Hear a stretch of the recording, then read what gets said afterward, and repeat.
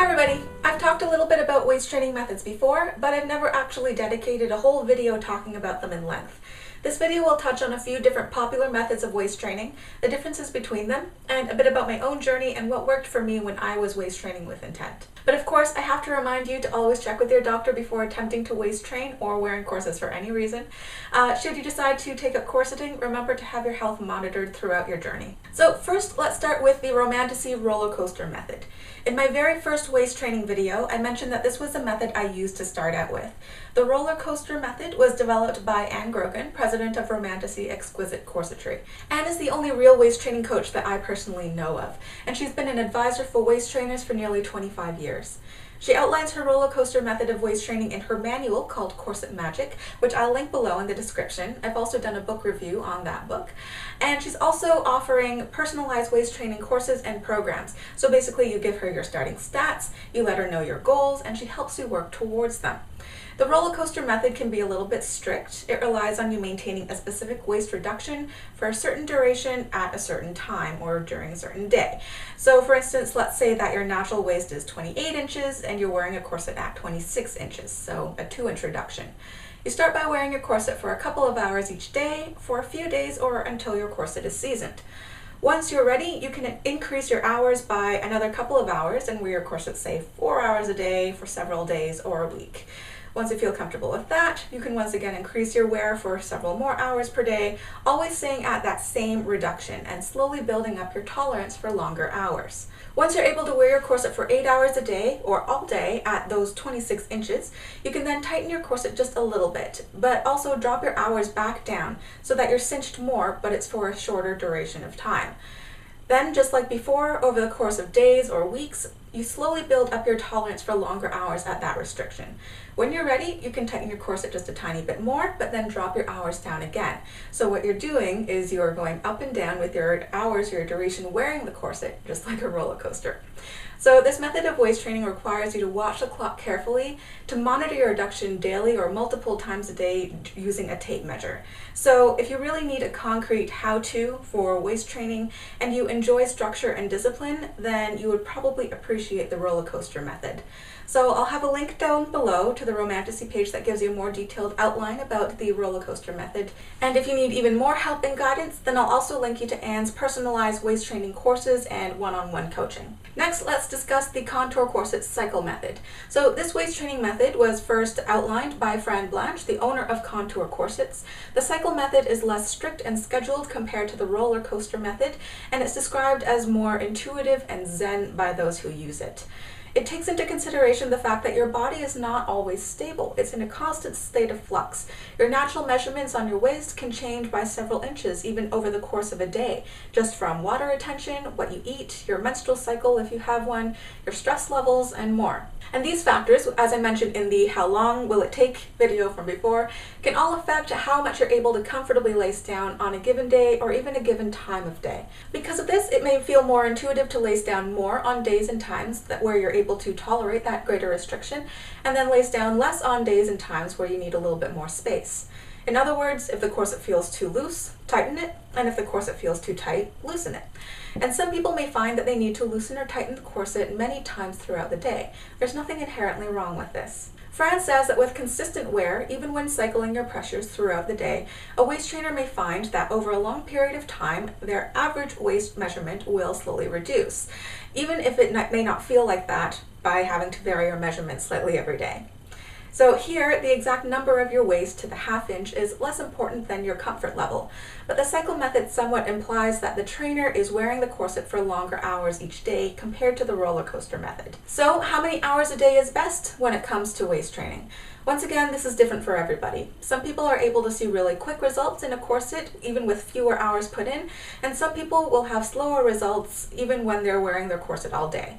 Of course, when we're talking about results, not all of us waist train for the same reasons, and we don't all have the same goals, which I addressed in my waist training versus tight lacing video, and also on my setting goals article on my website. So I'll have those linked right up there, and I will also have it linked in the description below. But many experienced waist trainers will agree that the length of time that you wear your corset is a bit more important than the reduction you wear your corset at. So if you're able to wear a corset at a 3 to 4 inch reduction comfortably all day, this will likely be more productive for your waist training compared to, say, wearing a corset at a 6 to 7 inch reduction for only 1 hour and then having to take it off. The latter scenario could set you up for discomfort and injury. It may cause you to take unwanted time, to have to recuperate if you do lead to pain or injury, and more importantly, it may actually cause you to associate wearing corsets with pain and just negative experiences. Which is why it always horrifies me when you go to a convention or a rent fair and the vendor ties the corset so tight on a new customer from the very first wear that it basically shocks the wearer and it warps the corset, because not everybody likes to be tied up so tightly like that from the get-go, and it can possibly perpetuate that whole idea that corsets are too tight and they're painful and you can't breathe in them, when really if these people had just been gentle in the first place and made it feel like the gentle supportive hug that it was meant to be, then maybe they'd realize that it's actually not that bad or injurious. Some people aim for wearing their corset for a specific number of hours each day. The Romantasy roller coaster method gives about 8 hours a day, 6 days a week as a good duration to strive for. In order to break my 22-inch plateau, though, I found that I had to corset for about 12 hours a day. Some people put on their corsets when they get up in the morning, and they take their corset off when they're getting ready for bed, which might be in the range of, say, 16 hours a day. Other people might do the exact opposite. They might not wear their corset at all during the day, but then they cinch their waist when they're getting ready to sleep, so they unconsciously get 8 hours in that way. I think this method might have been what my aunt did back in the 50s and 60s. And some very dedicated waist trainers will wear their corset 23 hours a day, reserving that 1 hour per day for bathing and exercising. Often, waist trainers will have to build their way up to this lifestyle over the course of months or years, because jumping into a 23 hours a day, 7 days a week waist training regime is a really drastic change. This scenario may require a bit of a life overhaul, because all the things that you did before without your corset, you will need to adjust doing it with your corset, or cut out the things that are not compatible, or substitute some things that are more compatible. So I don't recommend the 23 hours a day, 7 days a week method for beginners. And sometimes the results that you get from using this method are not worth the experience that you have. Heidi, who is the waist trainer behind Strait-Laced and also the Corset Athlete, has written a really great article which compares your enjoyment and your comfort level wearing a corset with the effectiveness of your waist training, and finding that kind of sweet spot where you get your highest return on investment, so to speak. She calls these the minimum effective dose and the law of diminishing returns. So I'll link her site in the description below as well. So which method of waist training is best?